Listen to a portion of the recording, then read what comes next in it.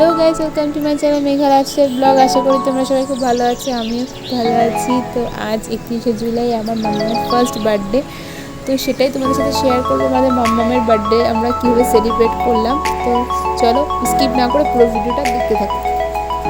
তো এখন বাজে রাত 12টা, মাম্মামকে রেডি করা হচ্ছে, কারণ আমরা একটু ছোটো করে রাত 12টার সময় সেলিব্রেট করবো, কেক কাটা হবে। ওর পাপা ওদিকে ফোন করেছে, পাপাও কলে আছে। ওর পাপা তো কাজের জন্য বাইরে আছে, ওর পাপা আসতে পারেনি। ওর মামাও বাইরে কাজের জন্য, ও আসতে পারেনি। তো সেই জন্য রাতে 12টার সময় একটু কেক কাটা হবে, পাপা দেখছে ভিডিও কলে।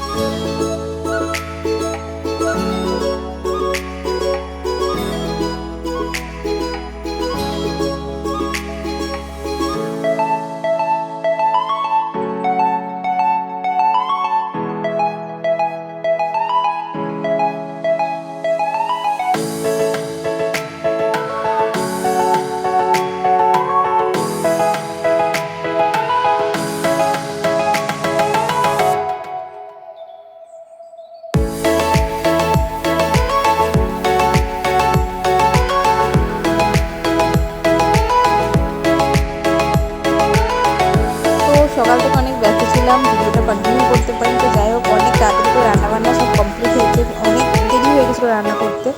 তো সেই যাই হোক, এখন মাম্মাম খেতে দেওয়া হয়েছে, আশীর্বাদ করছি আমরা সবাই এখন।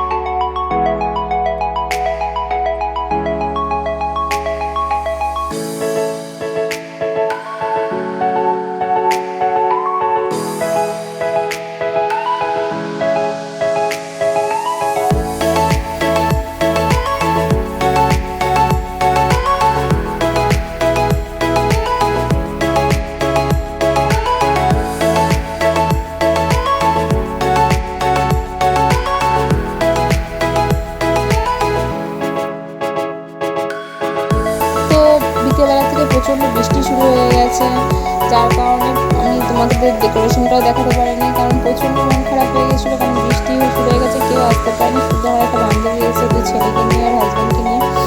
তো সেই জন্য মনটা প্রচণ্ড খারাপ হয়ে গেছে। রান্নাবান্না করা হয়েছে, কেউ আসতে পারলো না বৃষ্টির কারণে। তো যাই হোক, ঘরোয়াভাবে সবাই মিলে, ঘরের সবাই মিলেই যাই হোক কেক টেক কাটাটা হচ্ছে।